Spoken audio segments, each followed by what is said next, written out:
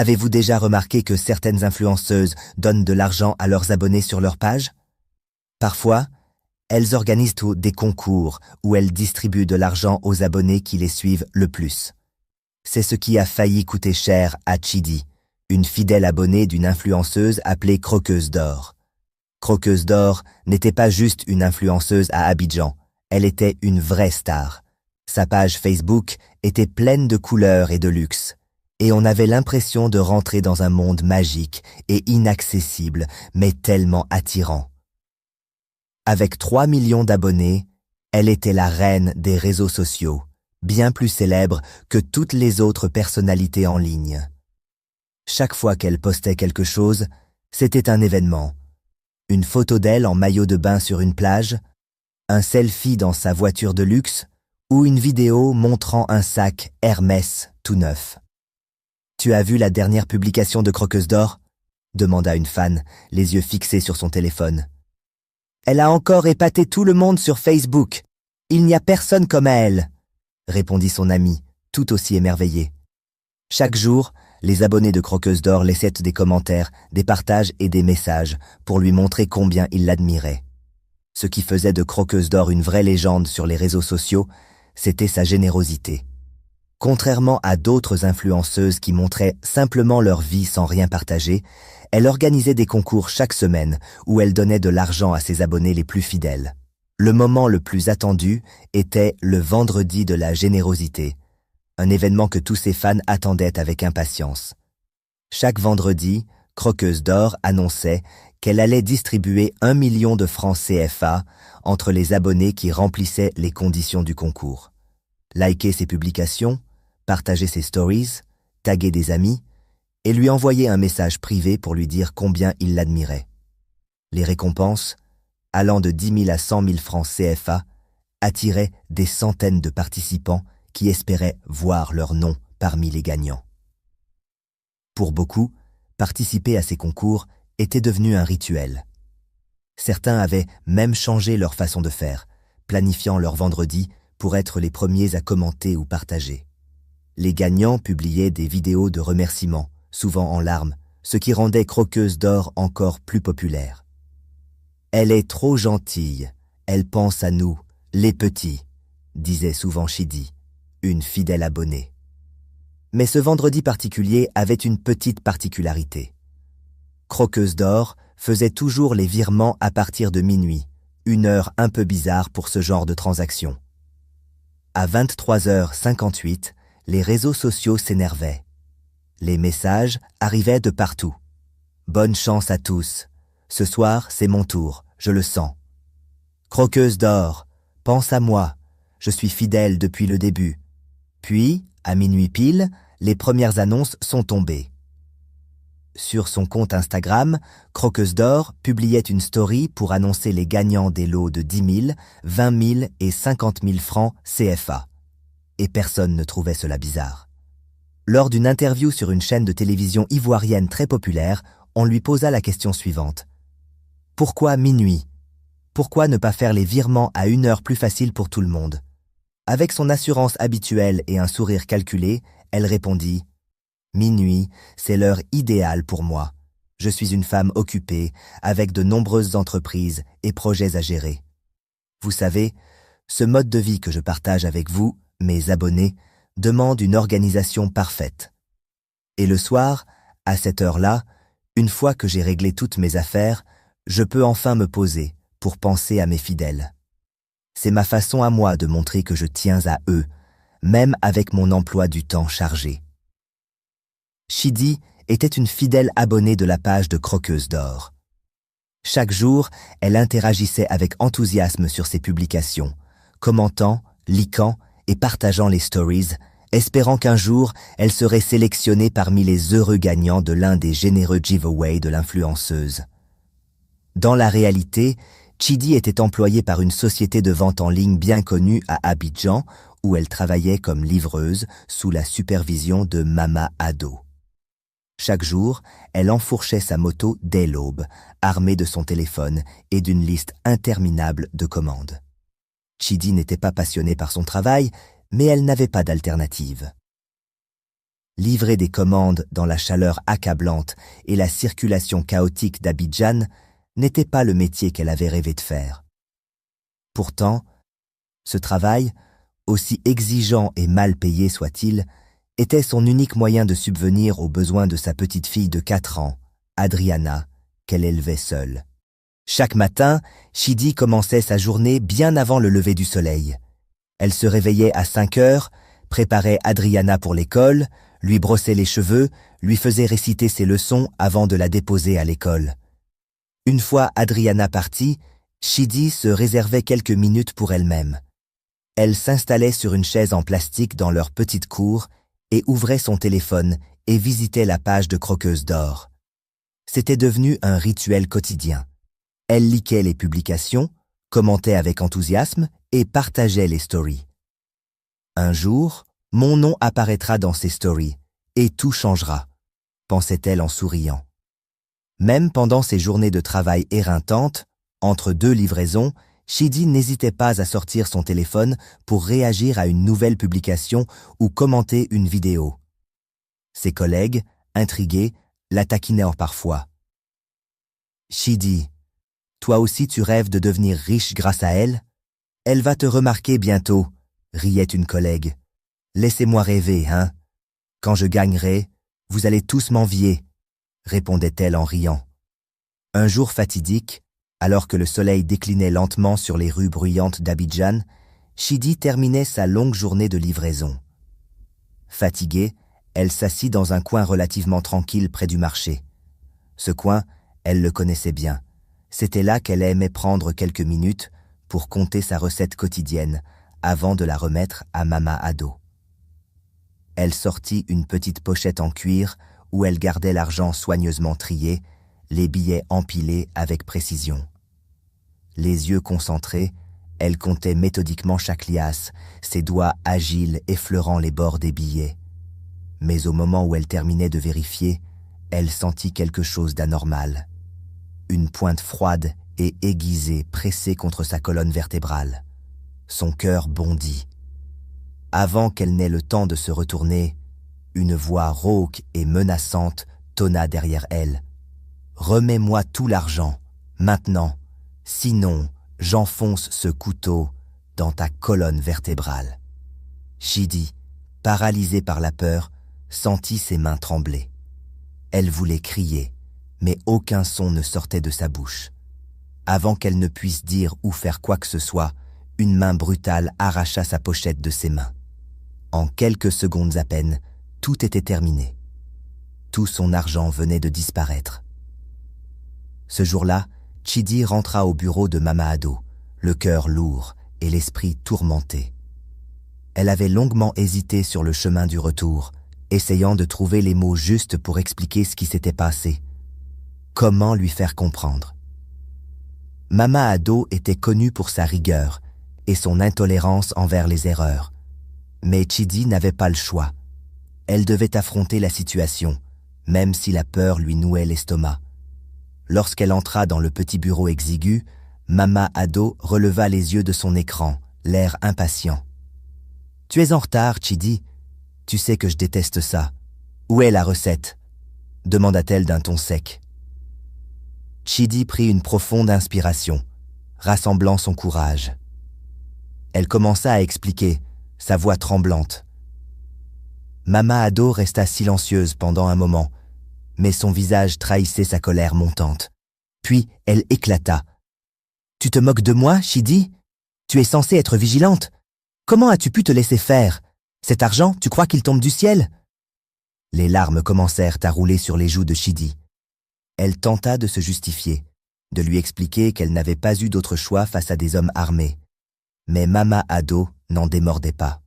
« Écoute-moi bien, Chidi, » lança-t-elle, son ton désormais glacial. « Tu vas me rembourser cet argent. Si tu ne peux pas, je déduirai cette somme de ton salaire.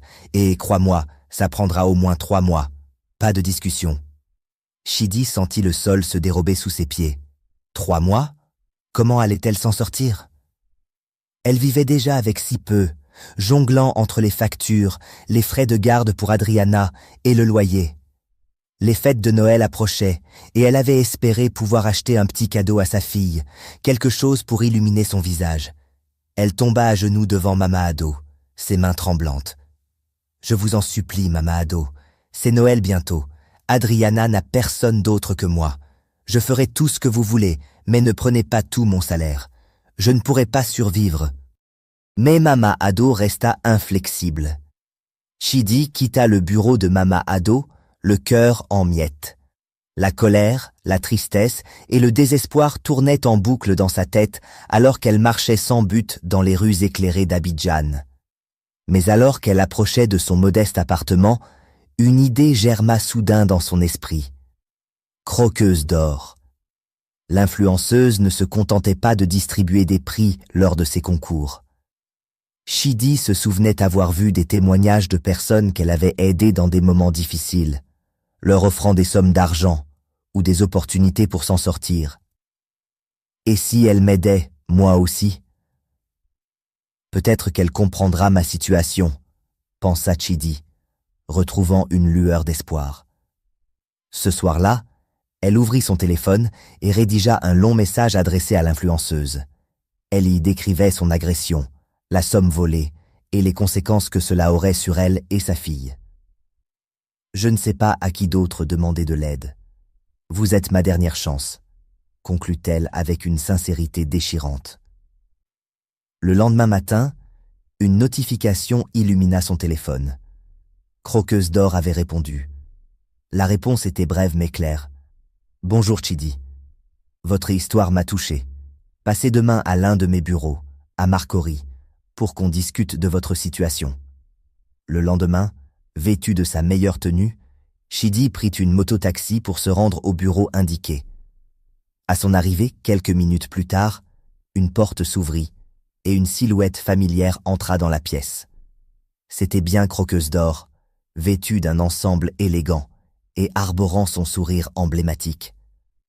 Chidi, submergé par l'émotion, raconta son histoire en détail, les larmes coulant sur ses joues. Après un moment de silence, Croqueuse d'or se pencha légèrement vers Chidi. Elle sortit son porte-monnaie et y retira une somme de 400 000 francs CFA, soit le double de ce que Chidi avait perdu. L'influenceuse tendit ensuite l'argent à la jeune femme, qui, submergée par l'émotion, sentit ses larmes couler. « Merci, merci infiniment », balbutia-t-elle, le souffle coupé. « Ne me remerciez pas », répondit Croqueuse d'or avec un sourire chaleureux. « Faites-en bon usage et, surtout, profitez de ce moment avec votre fille. C'est tout ce qui compte. » Chidi sortit du bureau, le cœur léger pour la première fois depuis des jours. Elle se dirigea immédiatement vers le bureau de Mama Ado. Elle tendit la somme exacte sans un mot. Mama Ado, fidèle à son caractère, récupéra l'argent. « C'est bon, tu peux reprendre le travail demain. » Ce soir-là, le réveillon de Noël se déroula dans une ambiance de joie et de bonheur absolu. Tout s'était passé mieux qu'elle ne l'avait imaginé. Avant de se coucher, Chidi contempla Adriana profondément endormie, son visage paisible. Pour la première fois depuis longtemps, elle s'endormit avec le cœur léger, un sourire apaisé aux lèvres. Mais cette nuit-là ne fut pas ordinaire pour Chidi. Dans son sommeil, elle se retrouva projetée dans un rêve étrange et oppressant. Elle était dans une énorme plantation de canne à sucre, entourée de centaines d'autres travailleurs. Le soleil était brûlant, implacable. Elle portait une machette usée, ses mains tremblantes coupant les tiges à un rythme effréné. Au loin, les patrons observaient avec des fouets en main. Le moindre ralentissement était puni par des coups brutaux. Chidi, désespérée, tentait de s'arrêter pour reprendre son souffle, mais elle entendit une voix tonitruante derrière elle. « Travaille! Si tu t'arrêtes, tu payeras de ta vie !» Elle leva les yeux, espérant trouver une échappatoire, mais la plantation semblait infinie. Elle voulut crier, mais aucun son ne sortit de sa bouche. Quand Chidi se réveilla ce matin-là, son corps était trempé de sueur et son cœur battait encore à tout rompre. Elle resta allongée un moment, fixant le plafond, les images de son rêve encore vives dans son esprit. La chaleur écrasante, les cris des travailleurs, les coups de fouet, tout semblait si réel. « Ce n'est qu'un rêve », murmura-t-elle pour se rassurer.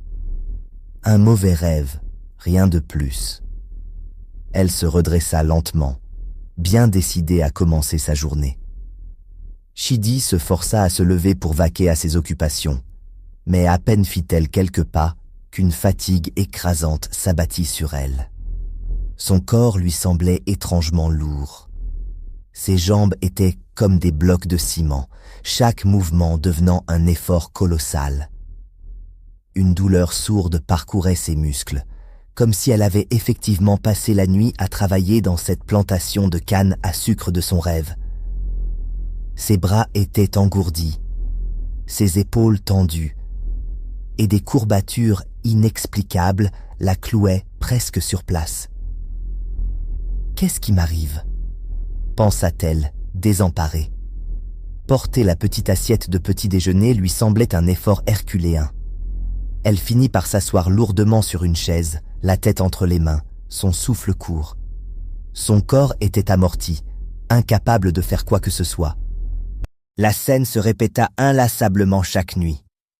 Dès que Chidi s'endormait, elle se retrouvait de nouveau au milieu de l'immense plantation de canne à sucre, le soleil brûlant son dos, la machette dans ses mains tremblantes.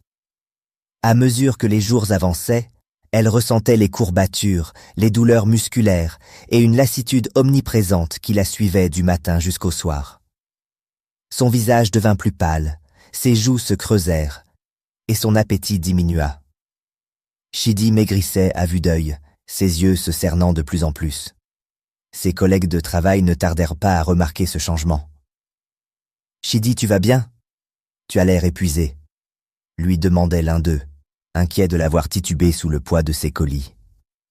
D'ordinaire discrète, Chidi décida cependant de se confier.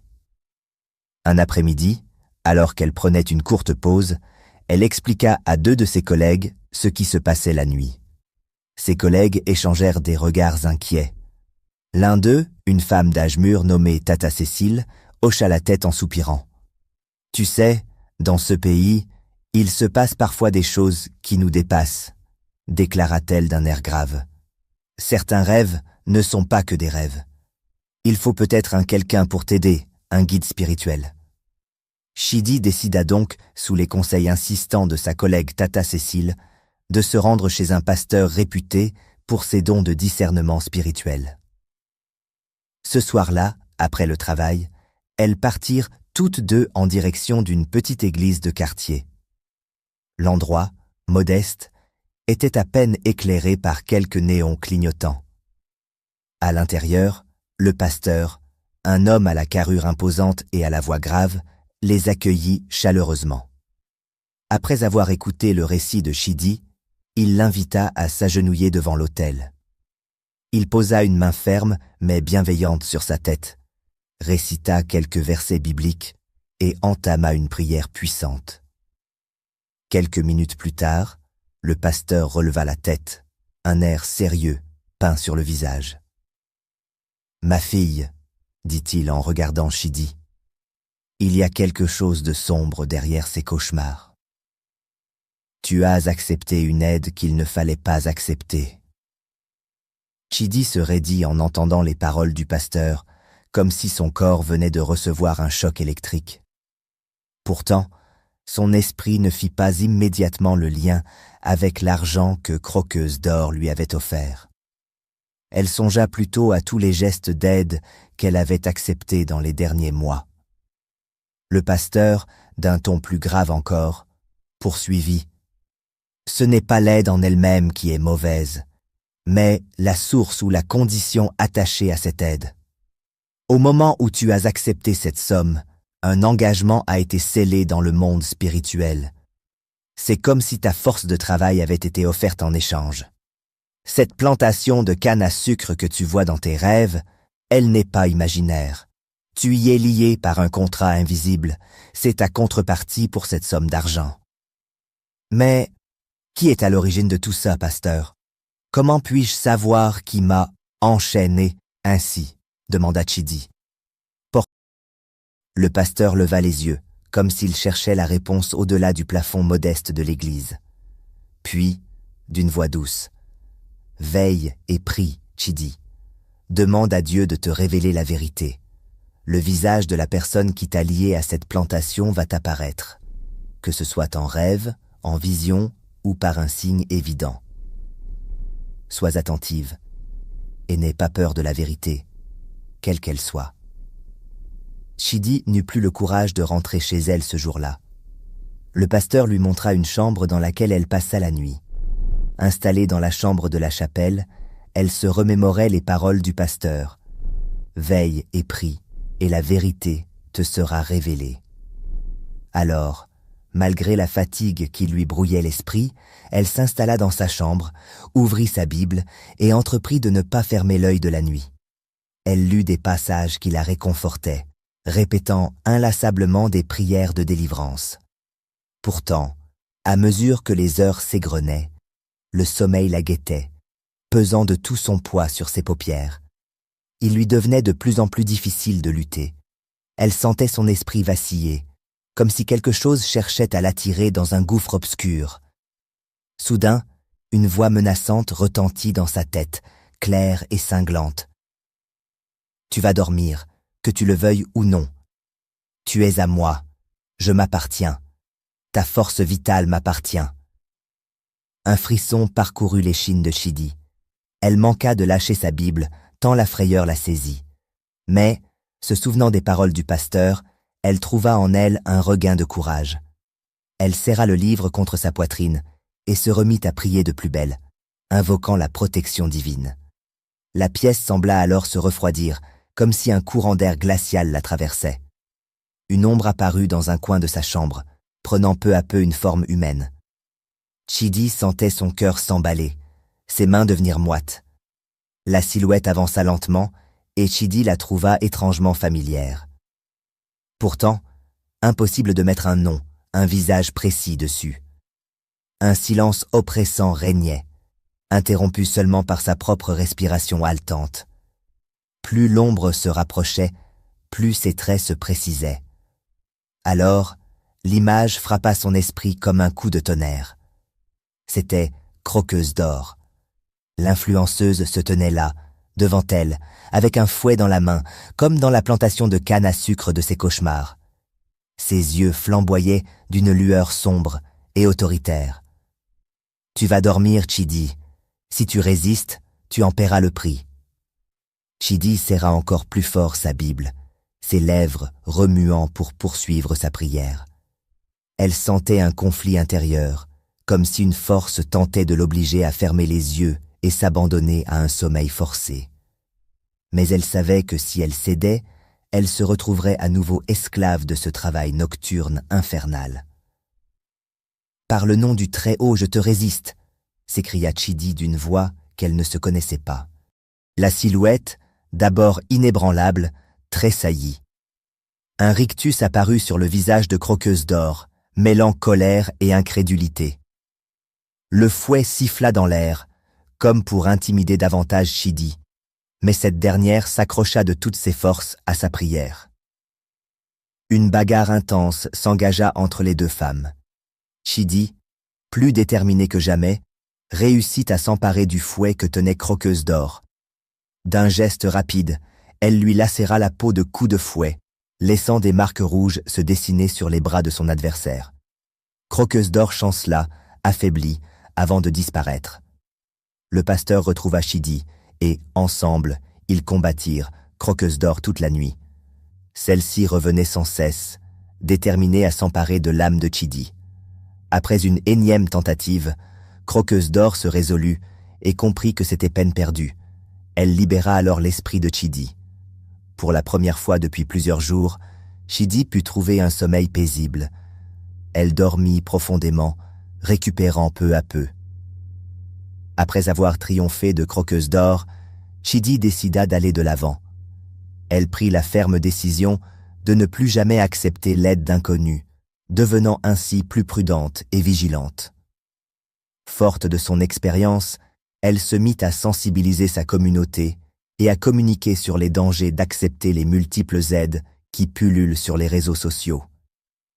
Chidi comprit l'importance de se protéger et de rester attentive face aux offres d'aide qui, parfois, peuvent cacher des intentions malveillantes.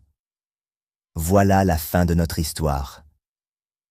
Si vous avez aimé, n'hésitez pas à la partager avec vos proches, à aimer et à laisser un commentaire depuis votre pays. Votre soutien nous encourage à continuer de raconter des histoires inspirantes et à sensibiliser davantage de personnes aux dangers potentiels dans notre monde connecté.